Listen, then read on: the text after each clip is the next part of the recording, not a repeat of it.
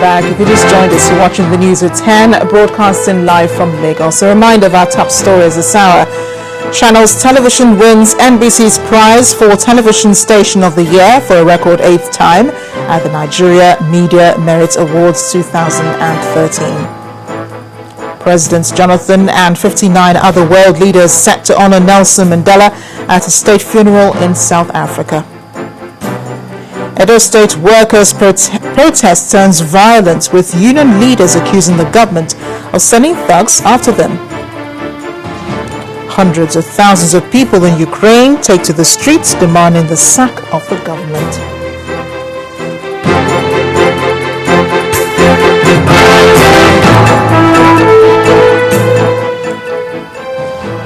A reminder here that all our top stories and other programs can be found on our website, channelstv.com, and on youtube.com/channelsweb. But to get us on the move, visit m.channelstv.com to view us live on your mobile device. You can also download the Channels TV app for Android, iOS, and Windows phones from their respective stores. But there's more. You can now interact with Channel's Eyewitness feature on our Android and Windows 8 platforms. So if you have a picture or video to share with us, all you need to do is download the Channel's TV Android application on your device, swipe to reveal the Eyewitness menu, and follow the instructions to share your report, pictures, and videos. President Goodluck Jonathan joins more than 50 world leaders planning to attend the funeral for the former South African President Nelson Mandela. The president, accompanied by the Supervising Minister of Foreign Affairs, Professor Viola Omoleri, will attend the memorial service for Dr. Mandela on Tuesday at the FNB Stadium in Johannesburg, and join other heads of state and government to pay last respects on Wednesday during the line-in state at the Union Building. However, the president will be leaving after the event on Wednesday for Kenya, where he's scheduled to attend the country's 50th independence celebrations. He returns to Nigeria on Thursday, December 12th.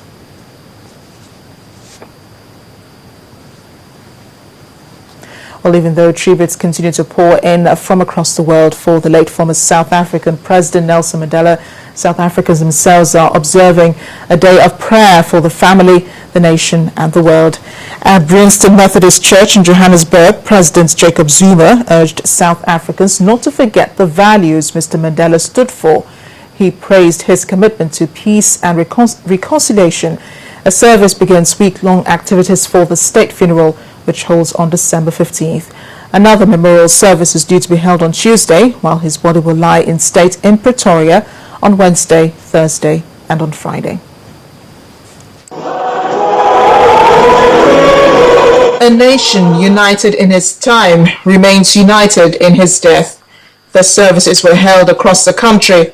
President Jacob Zuma, an ex-wife of the former president, Winnie Madikizela Mandela, joined the rest of the nation in hymns and eulogies at a Methodist service along with Mr. Mandela's eldest grandson, Mandla.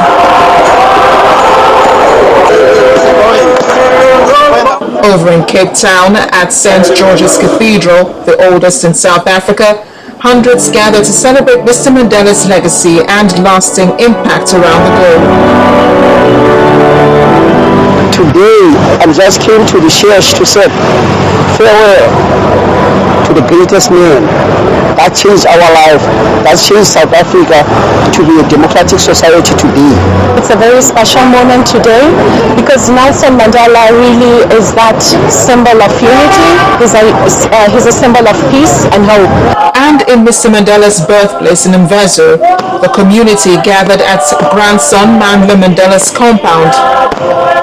However, a peaceful service was almost disrupted when supporters of former ANC youth leader Julius Malima's Economic Freedom Fighters Party arrived to pay tribute to the former president. But the prayer services held beyond South Africa. Exiled Tibetans living in Dharamsala had already held a special prayer session on Saturday to pay tribute. Several monks, Tibetans, government officials, and the exiled Prime Minister Lobsang Sangay attended the event. And in Pakistan, Christians in the West Bank held church services in Mr. Mandela's tribute. During its decades of struggle against white-led South African rule, Mr. Mandela's African National Congress had identified with the supported Yasser Arafat's Palestinian Liberation Organization, which was then battling against Israel.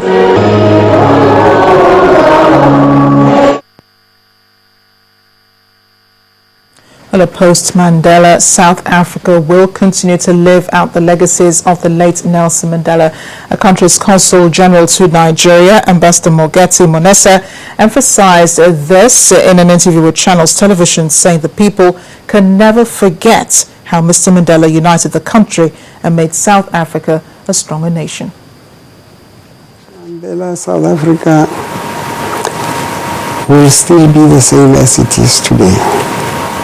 The lessons that we imbibed from Mandela will be with us forever. The ANC, as a government of the day, has quite a lot of leaders in it. And all these leaders learned from Mandela and learned from other leaders who went before Mandela, who left us before Mandela. I had just said now, what is very interesting is that Nelson Mandela died this year, 2013. Mm-hmm. And then they were like a triumvirate. There were three powerful leaders who founded the Youth League many years ago within the ANC. It was Nelson Mandela, Oliver Tambo, and Walter Sisulu. And the coincidence is that the one left in 1993, that is Oliver Tambo, and then Walter Sisulu in 2003. And now Nelson Mandela in 2013. So every 10 years, now all of them are gone. And the lessons they gave to the ANC, and even the lessons given by their own predecessors, will still be there. You will remember that the ANC was born in 1912. Before they were born themselves. Mm-hmm. And the leadership had always been strong. It's an organization of over a century. Mm-hmm. And they are now in government in the country. And therefore, I don't see any problem happening in South Africa. Ambassador Mogeti Monesa speaking there on Post-Mandela South Africa. You can get more on that interview on Diplomatic Channel. It airs on Monday at 8:30 p.m. Well, veteran legal practitioner Chief Chris Ogubanjo says a key lesson to learn from the life of the former South African president is the need to eschew bitterness and live a life of love. Chief Ogubanjo spoke to our judiciary correspondent Shola Shoyele against the background of events to mark his 90th birthday. Mandela, that was the mission that God endowed him with. You notice he passed through a lot of trauma, but he enveloped himself with love and forgiveness and peace. He did not bother. Having been in jail for 27 years, and he was released, and he then got into government. He didn't go for a second term. He didn't say, I want to be there permanently, and that's very important. But the most, you see now, globally, everybody is acknowledging him, but that is the standard he raised for the world, for Africa. He has made the world proud. That's why they are acknowledging him all over the place. The lesson which I want Nigerians and the people in the rest of Africa to say, look, do love people. Don't envelope yourself with hatred. Veteran legal practitioner Chief Chris Ogubanjo on Nelson Mandela. In other news, youth groups in Nasarawa State have asked Governor Tanko Al-Makura to recontest the 2015 general elections, considering what they call his administration's positive impact on the state. The youths in their thousands under the umbrella of Nasarawa State Youth Progressive Agenda gathered over the weekend at a mass rally held in Lafia, the state capital. Youth groups in Nasarawa State converged on the parade ground in Lafia town at the weekend to demand from Governor Al-Makura a declaration to recontest in 2015.